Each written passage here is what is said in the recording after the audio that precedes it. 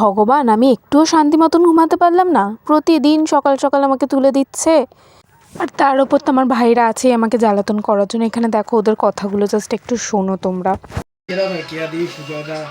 আজকে তো আমি এর ভিতরে ঢুকবো। আসবে আজকে রাত্রে থাকতে পারবে। হ্যাঁ, এই বাসুরাজ হবে। কেউ আজকে থাকবে না। দেখ না 10টা বাজে এই ঘর থেকে বের করে দেবো।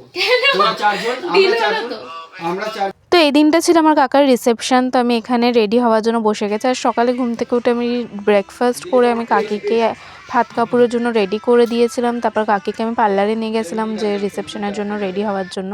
আর এখানে আমি বাড়িতে এসে দুপুরে রেডি হতে বসে গেছি, কারণ আমার আজকে একটু টাইম লাগতো, কারণ আমি আজকে নিজেই একা একা হেয়ারটা করতাম। তো এখানে আমি রেডি হচ্ছিলাম, তখন আমার ভাইয়েরা বসেছিল। তো আমরা একটু নতুন বরের পিছনে লাগছিলাম। তো আমি ফার্স্টে চুলটা কমপ্লিট করে আমি শাড়িটা পরে নিয়েছিলাম। তারপর আমি মেকআপ স্টার্ট করেছি। তো এখানে আমি ফাউন্ডেশন আর একটু ময়েশ্চারাইজার মিক্স করে আমি ফেসে ইউজ করি। তো তোমরা বুঝতেই পেরে গেছো যে আমি যেই ঘরে বসে মেকআপ করছি ওই ঘরে আমার ভাইয়েরা ফুলসজ্জার খাট সাজানোর জন্য ওখানে বসে কাজ করছে। তো যাই হোক, ওদেরকে ইগনোর করো। আর আমি এখানে ঠিক মতন ফাউন্ডেশনটাকে ভালো মতন ব্লেন্ড করে নিলাম। দেন তারপর আমি কনসিলার ইউজ করছি। তো আমি এখানে কনসিলার খুঁজে পাচ্ছিলাম না, করতে ওরা যা অগোছল করে রেখেছিলো খাটটাকে। তারপর আমি এখানে কনসিলার আমার ডার্ক সার্কেলগুলোতে ইউজ করে নিলাম। তারপর আমি কনসিলারটাকে ঠিক মতন ব্লেন্ড করে নিলাম। তারপর আমি আস্তে আস্তে আমার জুয়েলারিগুলো পরে নিয়েছি, কানেরগুলো। আমি অ্যাকচুয়ালি যে কানেরটা পরবো বলে কিনে এনেছিলাম ওটা আমার সাডেনলি ভেঙে গেছে, আমার কানের পরতে গিয়ে ভেঙে গেছিলো।